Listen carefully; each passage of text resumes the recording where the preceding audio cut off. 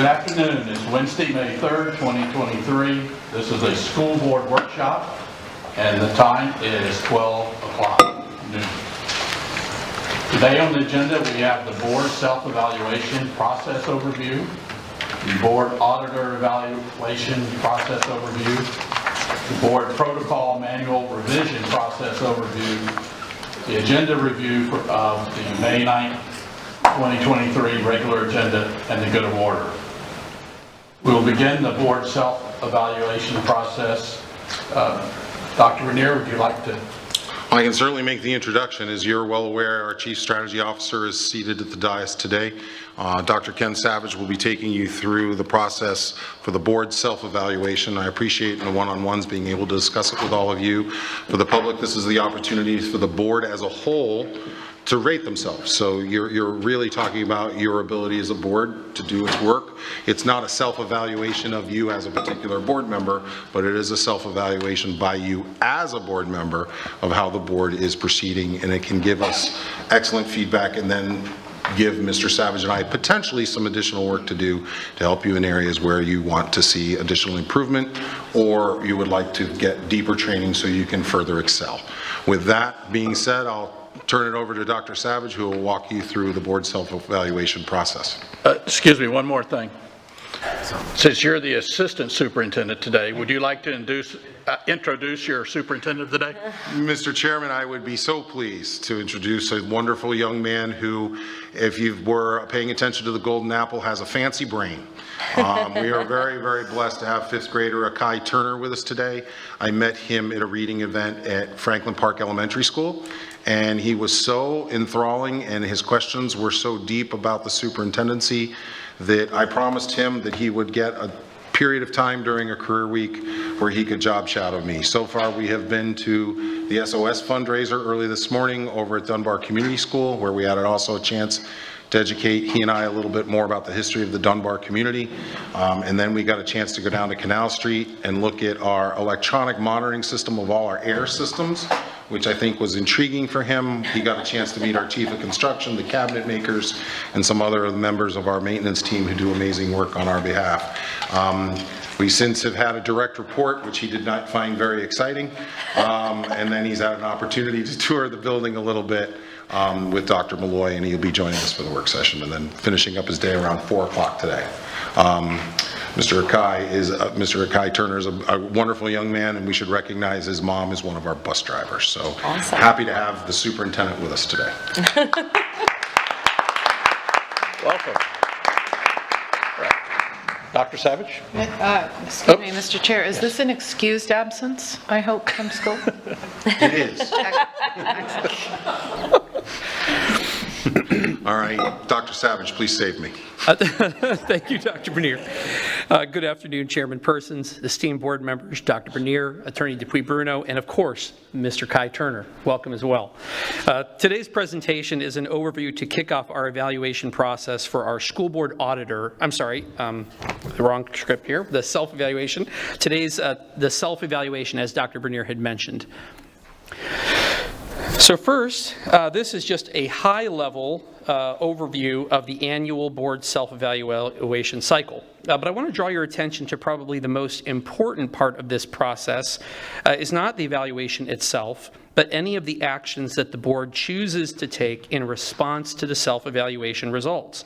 So while that constitutes a large portion of time that you see at the bottom from July to April, it is really the point of having an evaluation in the first place, is to take action to that effect. So just wanted to make sure I drew that attention. To advance to the next area, these are the more specific process milestone dates that are upcoming. So just wanted to orient you to those pieces. Of course, we have today, the 3rd, where we have this presentation to kick off this annual process, as well as just to review the process of the instrument. May 8th, the board members begin completing their self-evaluation, provided there are no changes to this process. They conclude that process on May 26th. May 31st is when all those results become compiled to represent the entirety of the board evaluation. And then June 13th, they are finalized as a board action item. This is a somewhat new process that we've begun doing with the advent of Dr. Bernier, really memorializing these evaluations so that it's consistent, there's a consistent process, and it's worked very well so far with the superintendent's evaluation as well as the board attorney's evaluation. So we intend, at least suggest to the group, that we would do that the same with the board, so that these are annual milestones that we can refer to as the board taking action. With that said, I want to transition over to the instrument itself. The instrument is actually not changed. This is the same instrument that existed before. The only change that I did make was the format. So in prior years, this was done in an Excel document. Excel is wonderful. It's one of my favorite programs, so I certainly am not going to complain about Excel. But the challenge with Excel is that people can make mistakes in it very, very easily. There are challenges sometimes in utilizing that format. So instead, I've migrated it to Google Forms. The hope and the intention behind this is to make it simpler so that as a board member, you're just clicking and you don't have to worry about making any errors. It should be very straightforward, utilizing the exact same, everything else is exactly the same from a substantive standpoint. You won't have to go to multiple tabs. You won't have to do separate tabs, which I thought potentially was confusing. This one, of course, does not require your signature either, so that it helps make it easier, whereas others, the PDFs, the Adobes, they require either electronic signature or otherwise. This does not.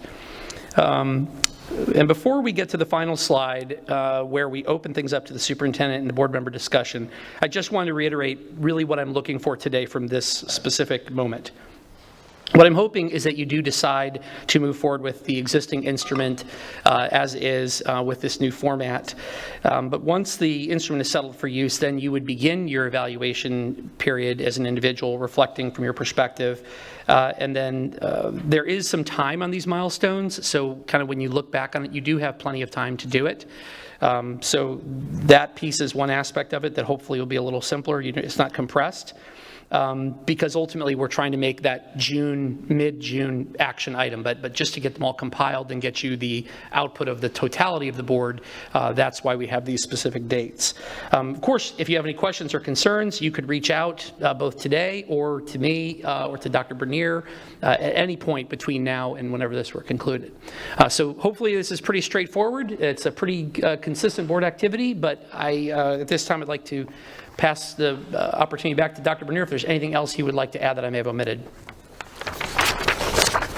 Mr. Chair, members of the board, there's nothing for me to add other than to listen to your discussion and just make some determinations about particularly the schedule that Dr. Savage has provided about how to move forward. All right. Board members, do you have any comments? Pretty straightforward. I think we're good. Wonderful. Thank you on that one. I have a question. Oh, yes. Have we, okay, the evaluation, we have seen this, has everyone on the board seen this evaluation? This is the same evaluation that was in the board protocol manual when the board members were sworn in and went through their first reorganization. It's identical in every way other than it's migrated from Excel to Google. And the Google, sadly, that one downside, it doesn't print easily for view. It's very easy for the user when you're going through it. Very, very easy. That's, I think, an advantage, but it doesn't print the way the other ones did, but it is the same. Okay, and then thank you for that. And then the 13th, when we do the self-results, finalizing everything, and then if there is an action, I would hope that we then do the action, whatever that may be. So thank you. Chairman Person, if I may just respond to that item. One thing I want to make sure I don't put too much pressure on you as a board. So just completing this is a big first step. Realistically, the entirety of the year, you have the ability to formulate actions based on these results, prioritizing ones. It's very important, though, to start with that evaluation, and then the development actions can occur really throughout the year. We could schedule things well months out in advance. There's a lot of additional action that can be taken for it. So I don't want you to feel the pressure that you have to come to that meeting prepared to take action. It's simply done procedurally that the board will take action in the form of adopting it as an agenda item. That's the action that the board would take on that particular evening. But there's no expectation that you would have formulated an improvement plan or development activities or anything along those lines at that specific meeting, if that helps to clarify. Yes, thank you for that. Any other comments? All right, proceed. Thank you.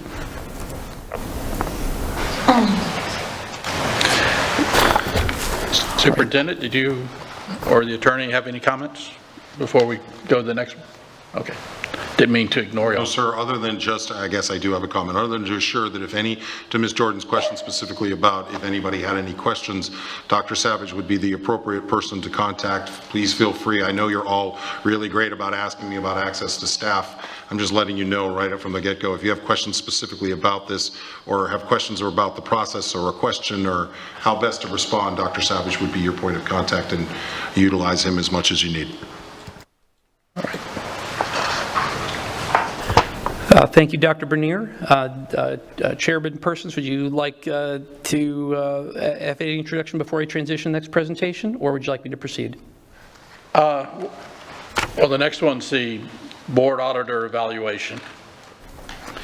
And I had something for the good of the order, but probably be better at this time to go ahead and do that. The audit committee made their recommendation to the board on Monday night. And I'm just going to read what their motion, which passed unanimously, was. It says, at this time, the audit committee is not in a position to provide formal feedback due to the lack of completed audits. However, at this time, the audit committee has not observed any significant or material issues associated with the board auditor's audit methodology, which would prevent the school board moving forward with the RSM's renewal. So that was their recommendation, basically no red flags. But they felt like since they have not finished them all yet, they couldn't make a formal recommendation based on the audits. Thank you very much, sir. So just again, good afternoon, and I'll proceed with this next piece. And again, this is just to orient you that again, we're not evaluating the auditor today, but simply introducing that process. So I think the feedback that was provided by the audit committee, I'll address that as we go through this PowerPoint as well. So first, just again, at a very high level, it's very important to always look at it from a year at a glance so that you as a board kind of have a sense of the framing of this through an annual basis.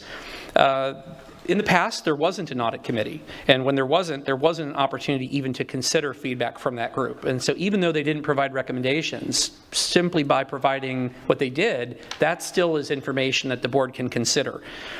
Just to clarify again, the responsibility of actually evaluating the board auditor does fall on the board, with input from the superintendent, is how it's stated in board policy 1.17. Lastly, there is always an opportunity for the board to direct action related to either the audit committee, related policies, the evaluation itself, including this timeline, the instrument, or anything else related, but this timeline just reminds the board of that open-ended discretion that you have available to you. Here are some more specific milestone dates that I just want to briefly review. First is on May 1st, the audit committee was given their annual opportunity to do that. Part of what they even dialogued about was whether or not they would want to provide more, such as on a quarterly basis.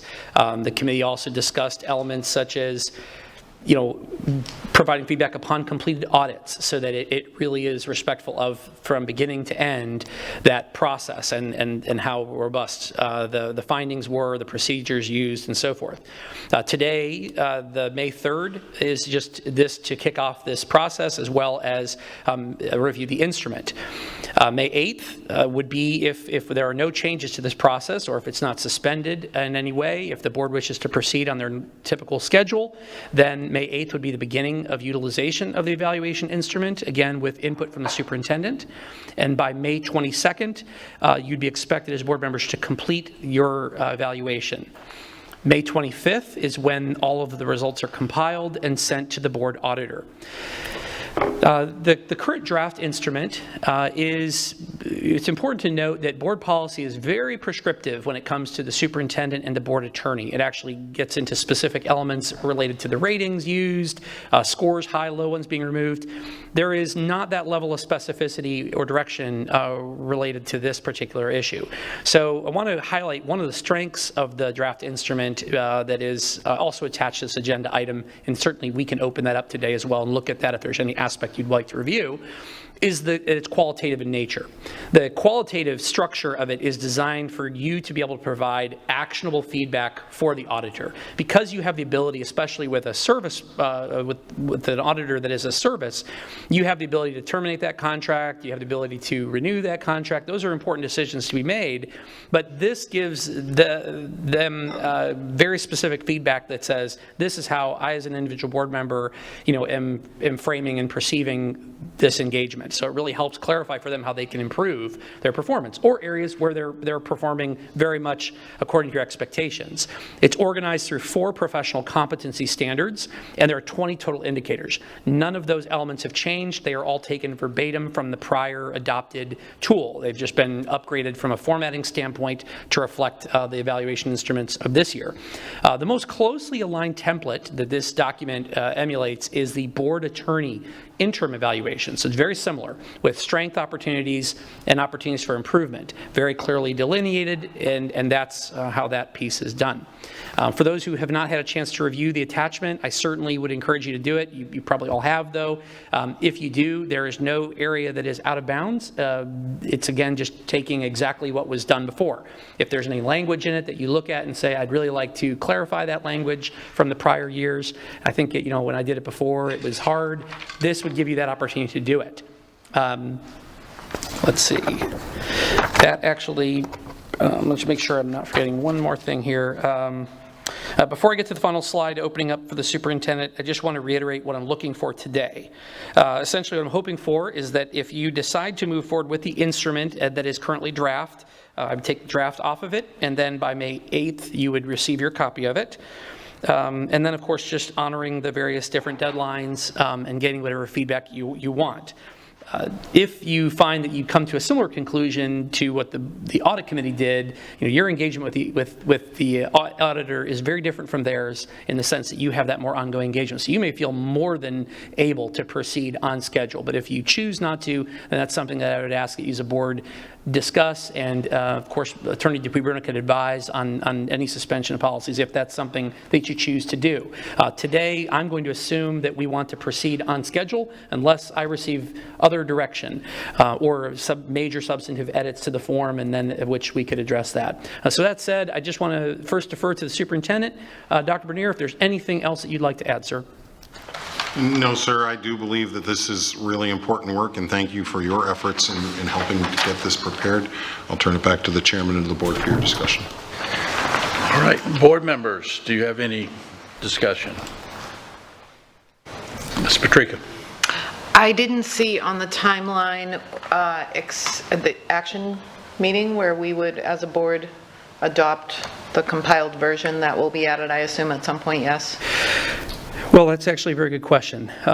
So because this did not have the same specificity and it didn't have the same quantitative rating standpoint, there isn't the ability to generate a rating. It's just not listed in policy. Everything we've done, we've essentially followed the policy.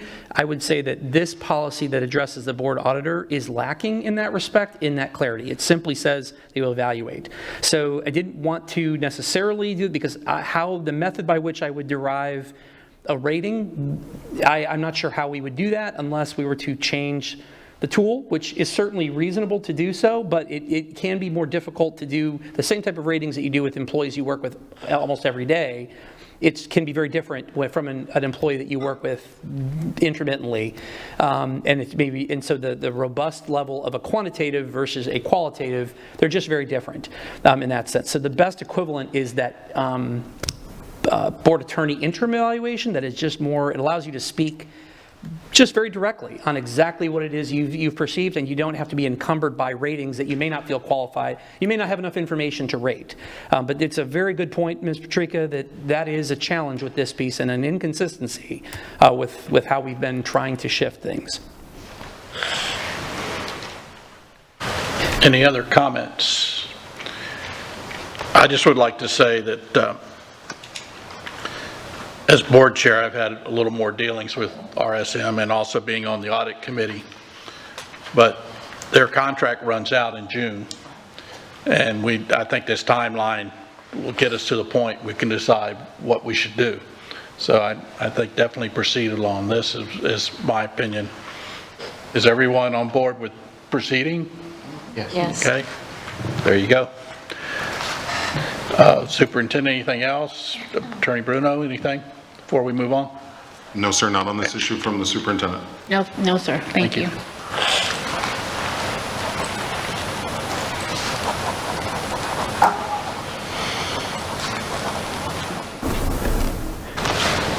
All right, if I may proceed, Chairman? Yes, please. Hey, you'll notice a consistent cadence, again, trying to standardize just our methods so that there's a bit kind of a business routine to this. So this is now the process overview for the board protocol manual revision. So first, again, the very high level, May, this is the time where specifically the board is free to take, I just want to, before I get into this, I just want to make sure that the board is well aware, again, just at any time, even though these are the schedules that are presented, you as a board, if you feel compelled, want to address changes to these pieces, you certainly can do that at any point. And I specifically mention that because I know that early on in January, February timeframe, there was discussion around committee assignments and when they occurred and if this was the best time for them to occur or not. What works best for staff was one of the comments made. So I think there's always an opportunity to review aspects of these. So that's one other piece. The other piece I want to reiterate that is very much going to impact this, that isn't in the slide deck, but I think bears mentioning, is with a move to Neola and the adoption of bylaws, that will fundamentally change this in some way that may not be apparent in the slide deck. But because the bylaws are intended to clarify the board's way of work, there really should be a complete marriage with this protocol manual. This manual will then help really put detail where maybe the bylaws are lacking, but it should never be inconsistent with what's in the bylaws. So as we are going through the process of adopting bylaws, I would argue that that's the most important thing, that you really have bylaws that you as a board feel very comfortable with, and the manual can be revised to accommodate those bylaws and support the bylaws in exactly the way that they should. But that's a fundamental change that's coming, and I'll draw your attention to one of the key dates in here that aligns to what I'm talking about there. These specific milestone dates, just as we had in the prior presentations, these are very specific for this year. And May 3rd, again, is today where we are today. May 8th through the 22nd would be your opportunity to review some of our initial work on this. I'm going to go into a little bit more detail of the type of edits and updates that are made. And again, I would encourage you to work with the superintendent directly on that, through sharing your very honest feedback of what you see, what you like about the changes, what you don't, so that he can kind of take and review that, and then, of course, with me, or in whatever way Dr. Bernier assigns. Then after that initial feedback collection period, we would work quickly to update the manual. Of course, it bears mention that the manual's nearly 100 pages, and so it's a very significant size document. So edits and things of that nature, and the formatting is a challenge as well. That will take some time to do that. Then at June 6th, we would come back, and this would be our first opportunity with you as a governance team to really review all the feedback we've taken based on the suggested edits we provided initially, and then any of your suggestions that you as a group would have the opportunity to then review it at that meeting, as well as initiate your committee assignments that you typically do at that time. Then last, in June 27th, that's when the bylaws will be adopted with Neola. And so that's kind of the critical time frame we're working backwards from. June 27th, if we're on schedule with Neola the way we've presently slated it, the bylaws become your bylaws, and they are no longer Neola's, they now become yours. And so this manual must align to that, and so we want to make sure we're memorializing for you all that on that date, it all needs to be ready to go so that it's a seamless operation for you and everyone's singing from the same hymnal, in for lack of a better word, that there's clear expectations for everyone understands what that is. So just to give a little bit more specifics on what this revision is. We're not going to go over the entire 100-page manual today. This is, again, just to kick off the overarching process. You'll have plenty of time to review the document and the suggested initial revisions. The first set of revisions will be purely formatted, things such as dates, visual formats, basic readability. The second set of edits really focuses on changes that are either in the person, so it's maybe a new person who's in that role, or the role or title that used to be present is no longer present. The third set of revisions are on any procedures that may have implemented since Dr. Bernier took charge of the executive leadership that now represents kind of a new way of work that's inconsistent with that procedural manner listed in the document. The last set of suggestions or revisions are in which the governance team operates that have either already taken place or are proposed to be affirmed in written language that really affirms what you are already doing, so it's consistent. This document is intended to be an artifact of common language and clarified process so that all parties can have clear mutual expectations. But again, I just have to bear in mind that as a board, this in no way binds you for eternity. You are free at any time as a board to direct changes, but this is this annual activity where process improvement is planned as a board activity. Okay, so just on the next steps. Again, you're encouraged to review the updates, revisions that are suggested, encouraged to provide your own feedback. And then June 6th, we'll come back together again and review, and similar to the way we have on other items, as well as you'll make your committee assignments. You can start to plan ahead as you review that list and so forth. Then on June 27th is when we would adopt the Neola bylaws, and then we'll make sure that this document is ready to line up with that, so you'd have that chance. So that's all that I have for you today, but I'd like to turn things back to Dr. Bernier if he has anything else to add. I do. Dr. Savage, can you go back one slide? Yes, sir. So on the 27th, there's been two terms used here, and I think it's important to clarify that we've not yet had enough conversation with legal counsel to determine which we'd be asking the board to do. This particular side talks about board action item to approve the annual revisions, which would be a normal course of action for the board. There is also some staff discussion between the superintendent, Dr. Savage, and our school board attorney regarding the use of the word adopt. I know it sounds maybe silly to the public who may be listening in, but it's a very different standard. So right now, I'm very comfortable with June 27th. You would approve the revisions for sure. Adopting it, we have some discussion, ongoing conversation with the bylaws. Those are really the way you go about your business, and this is like an advisory guide to that. So we are having some additional conversation. We put it in purposefully to use both words because that gave Dr. Savage the opportunity to turn it to me to explain just briefly that we're really talking about two very simple words, but a very different result depending on whether you adopt it or whether you approve it. So we're having that internal discussion, and we'll bring those forward to you, and we'll have another discussion prior to coming to the June 27th meeting. That's all I have, Mr. Chair. Attorney Bruno, do you have any? Excuse me. Attorney Bruno, do you have anything to add to that, or I think it's pretty? Yeah, I don't have anything to add to that. Okay, Thank you. Thank you. Board members, do y'all have any? Way down there. Yeah. What's my name? Morgan. Miss Morgan, please. What I really like about this is the self-evaluation for the board comes due at the same time the protocol manual is being revised, at the same time the policy is being revised. I think some of the things that we will learn about ourselves in the board's self-evaluation process have to do with protocol, and so I think this will, all of this coming together at the same time will sift some of that stuff out. So I like the way you've sort of set things up. Yeah, thank you. Any other discussion, comments? All right, thank you. I love it when a plan comes together. Thank you very much. See you on the 27th, if not sooner. All right. Next on our agenda is the review of the May 9th, 2023 regular agenda. Mr. Superintendent. Mr. Chair, members of the board, I have received some information and some questions from board members regarding items on our consent agenda for academic services. This is for the meeting coming up next Tuesday night, May 9th. There are a number of title grants on the agenda.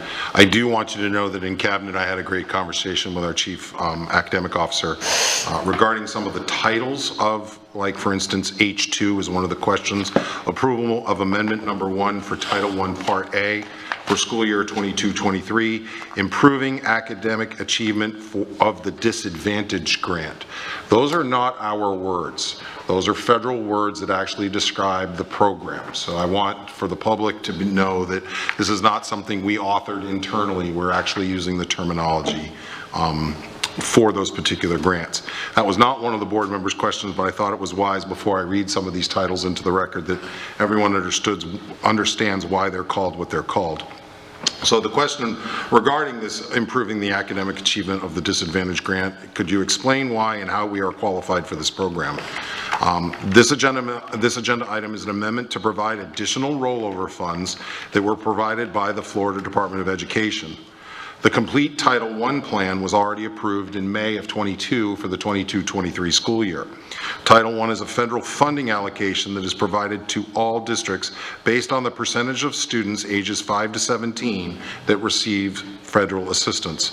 Our schools with the highest percentage of students receiving federal assistance are then provided a portion of this allocation based upon the criteria outlined by the U.S. Department of Education and the Florida Department of Education. This allocation is calculated every year so that the additional supplemental resources can be provided for the schools that are identified. A grant allocation for the year is calculated by using the Survey 3 data, which is sometimes known as February FTE, for the following year, and then is adjusted based on the October FTE or Survey 2 data when the actual students are then accounted for in October. Yeah, the question is, did we receive $3,969,912.90. Yes, this is the additional Title I rollover allocation provided by the Florida Department of Education. Again, in most cases with grants, we don't actually receive the dollars. We actually do the work, and then we submit for the reimbursement of the work. Do we have $3.9 million? Do we have to use the $3.9 million by the end of June? The answer in short is no. The money can be rolled over to the 23-24 school year. Can you please provide the action plan as well as how these funds and resources are implemented and allocated? This plan was approved by the school board in May of 2022. This new agenda is to reallocate additional funds that were provided in the recent rollover funds from the Florida Department of Education.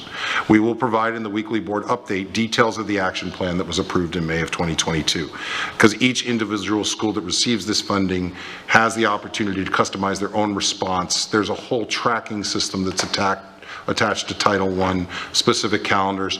Principals will often sometimes refer to this as their Title I box. It's a set of folders where they have to put in all the documentation related to how they spend, and there are very specific federal rules on how it can be spent. What are the start dates and end dates? Title I always starts on July 1st in the fiscal year and ends on June 30th. The list of schools where the resources were allocated. There are 45 schools plus the homeless, foster care, and DJJ sites. Again, we will provide this information in the list of schools in the weekly update. Is this an ongoing supplemental resource to school? Yes, Title I is allocated yearly for supplemental resources to the identified schools. but a school does not necessarily qualify every single year. Especially with our enrollment process, a school can be a Title I school based upon a percentage of free and reduced lunch and the economic situation of our children. There's other ways for children to qualify for federal funding. If that enrollment changes significantly, that school may dip below the line for Title I allocation, and in that particular case, they would come off that list for Title I, while another school may go onto the list. So it's confusing, but I want to be as accurate as possible. How many teachers? This amendment will not allow for teachers since it ends in June 2023. So they're questioning about how many teachers could be hired. Since this amendment this particular amendment cannot pay for additional staff. When are students taking the Florida standard tests?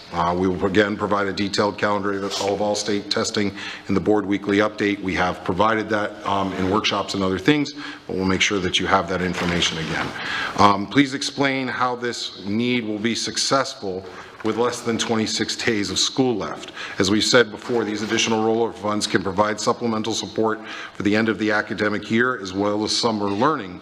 However, the school can determine the use of the additional rollover funds to meet the needs of their students next year as well. So I wanted to be clear on that.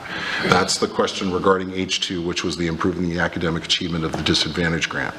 H3 is the approval of the Magnet Schools Assistance Program Grant Evaluator Contract.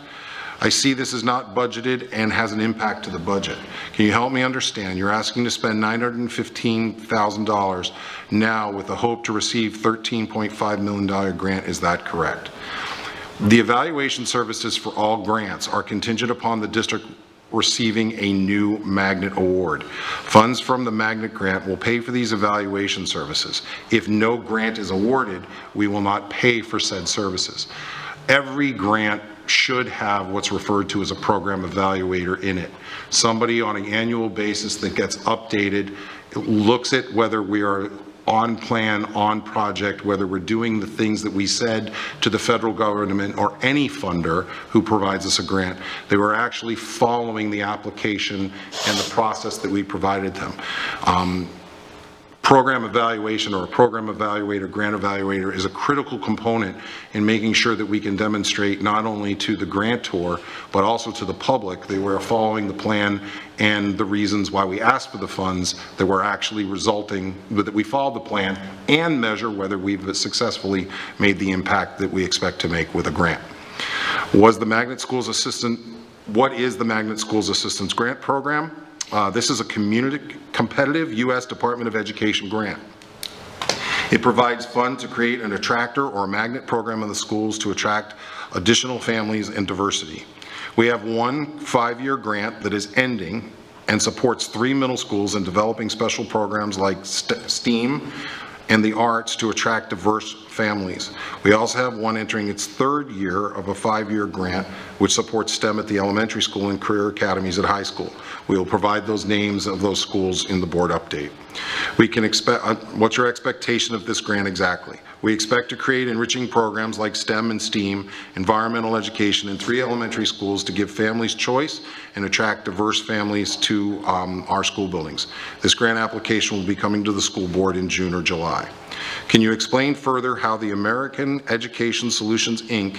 and UCLA National Center for Research on Evaluation Standards and Student Testing, how does this work exactly? The American Education Solutions, also known as AES, has been evaluating magnet programs for 30 years.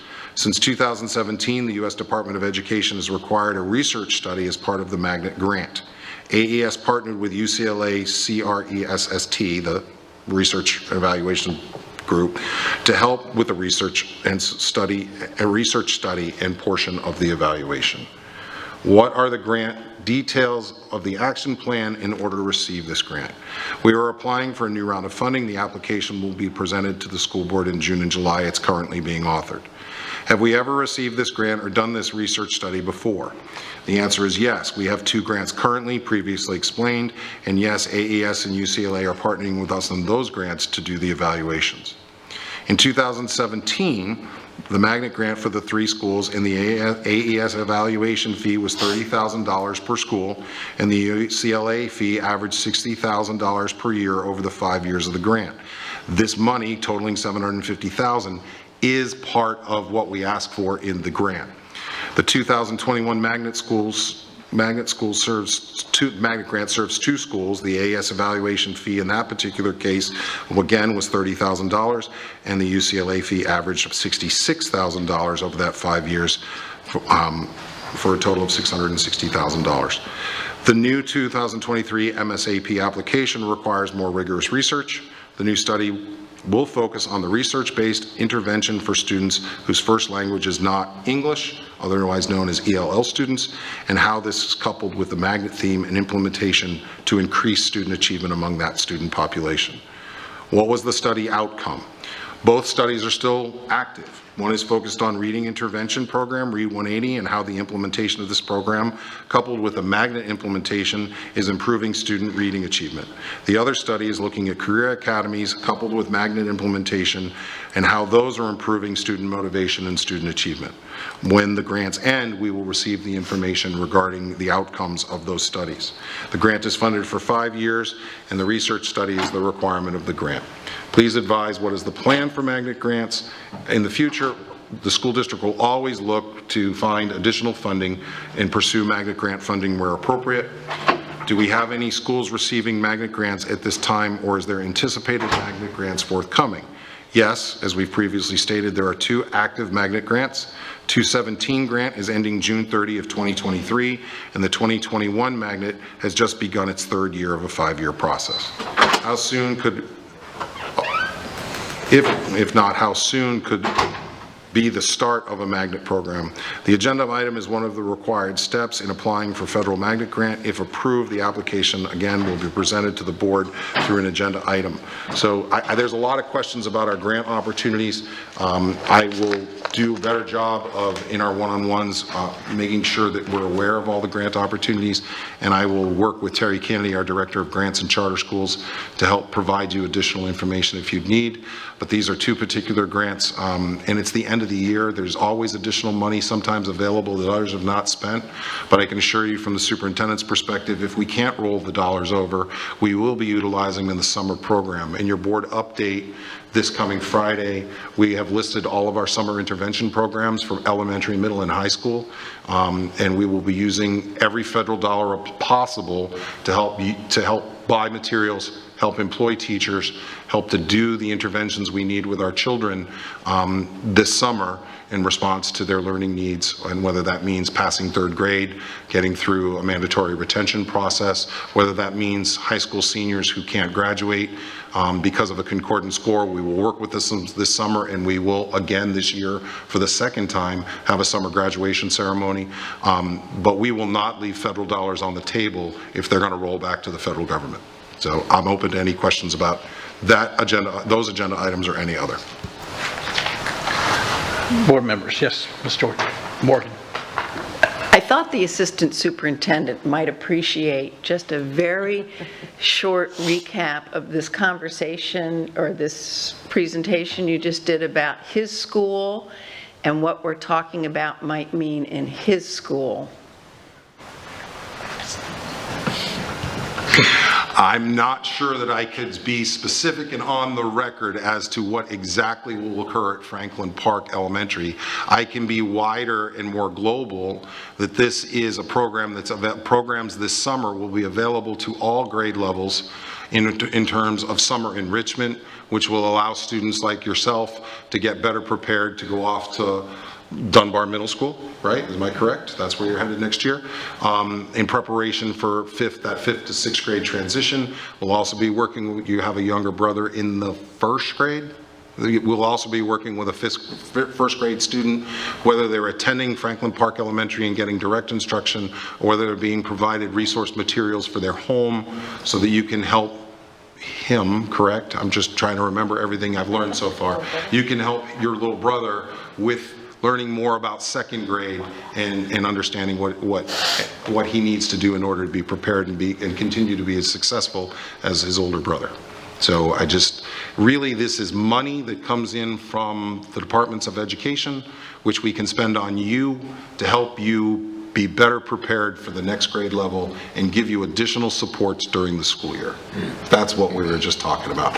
Thank you, Ms. Morgan. I appreciate the opportunity to bring it to another level. But he's not getting me a check. Any other questions? I just want to say that the summer enrichment program it's been planned for quite a while. We were behind because of COVID the last few years. Thought we'd catch up well this year, but unfortunately we had that thing called Ian show up, which sort of put us behind again. So it's been a rough year for the students, and many are going to hopefully make use of that. I really hope they will. At this point, seeing, I have one, is the good of the order here.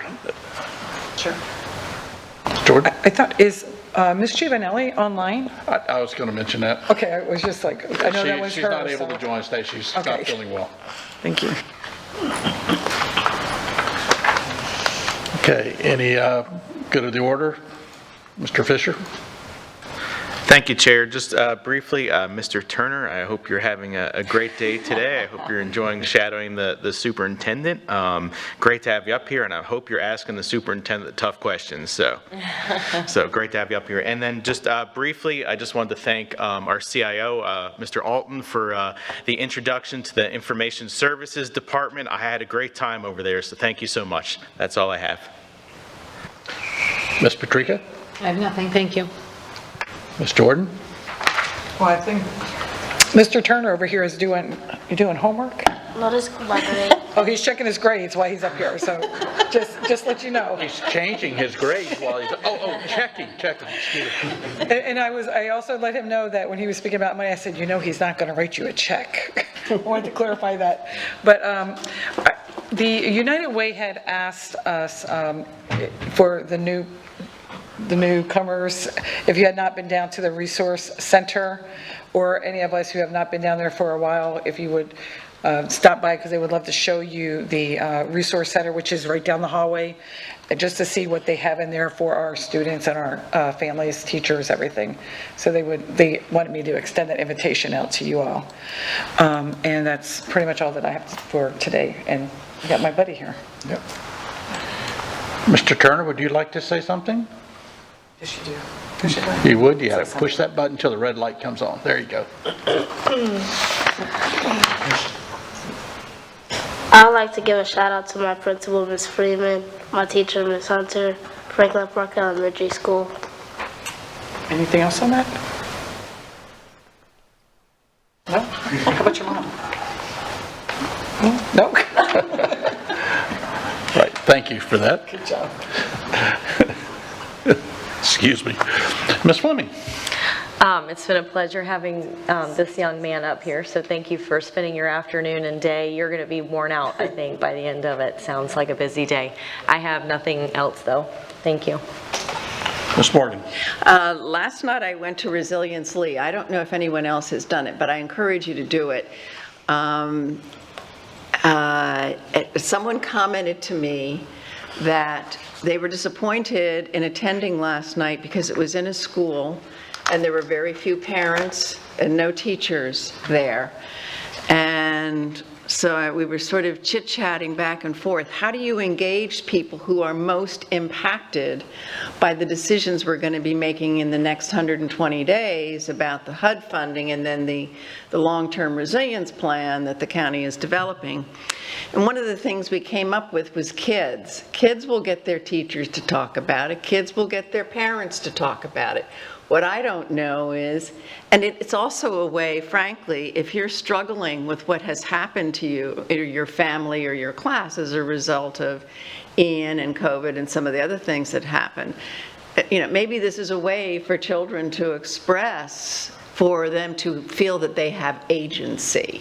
But anyway, I throw that out because I have no idea what to do with the idea, but I just thought, we've got to figure out a way to get people who are impacted by these decisions that are these short-term and long-term decisions that are being made, more involved. Because I think the presentation was done well in the way that It reviews sort of where we are and gives opportunities to set priorities, but then also to make suggestions about what has not been addressed. And for those of you who have not attended or are going on resiliencelee.com to do the survey, may I suggest the Children's Services Council, which was once discussed countywide, but put to bed because it was going to compete with the sales tax. There was a lot of interest in it, but I'm just saying, if you have a chance to fill out one of those little forms, maybe it's time for this community to think about a Children's Services Council. So those are my comments. Thank you. Thank you. I also went to one of the Resiliency Lee at the San Carlos Elementary. And they did actually have quite a few parents. Okay, good. Not too many teachers.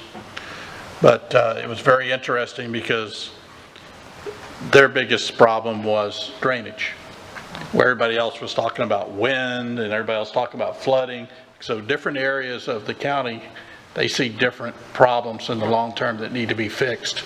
So I think having all throughout the county, and I know they're very thankful the district has let them use schools because we're in a lot of places where they don't have city halls and things like that. I just have one other thing here. As I mentioned at the last board meeting, by statute I had to form a committee to but to recommend to the board the financial auditor for next year.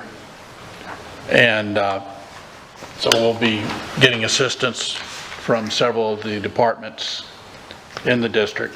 But the committee, I had to pick 2 people to be on it. I picked Paul Cohen, who is the chair of the audit committee, and Dan Severson, who's on the audit committee, and myself. So we'll be trying to make a recommendation for y'all from that. All the meetings will be in the sunshine. So any of y'all are welcome to attend and Zoom in or whatever and be there. But that's just a state statute that we have to do. So seeing no other business, any further, Dr. Panera or Dr. Bruno, do y'all have anything else? I would just like to recognize Akai one more time. Akai has been a fabulous thought partner today. He's got some questions coming up as we go look at the television studio and go see the big servers of our school district and other things. Some questions about student voice, and he's going to be a great opportunity to continue to use him in the most productive way, being a voice of a young man heading into middle school. It's a really amazing time, 6th, 7th, and 8th grade, but for those of us who've raised children through the middle school years, we understand. I look forward to staying in touch with him and continuing to watch him develop. He did say to me when I was at Franklin Park Elementary, when I went for the first time, that he was considering becoming a superintendent. So this was an opportunity for him to look at this job. But today in his car, his career path has changed. He's now talking about owning his Ferrari dealership. Oh. So I introduced him to Marshall Bauer and told him Marshall Bauer would buy the first Ferrari. And I told Marshall we could not use foundational money to do it. Akai, it's been a pleasure, and we're not done yet. And I'm sorry that you can't stay with me to 8 o'clock this evening at the red ribbon ceremony.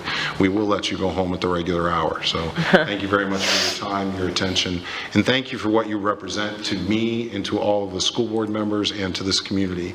You represent the purpose of what we do, and you represent our future.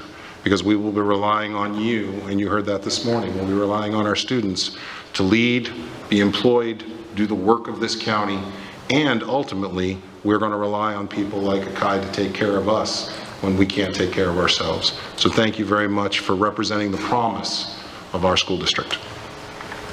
Thank you.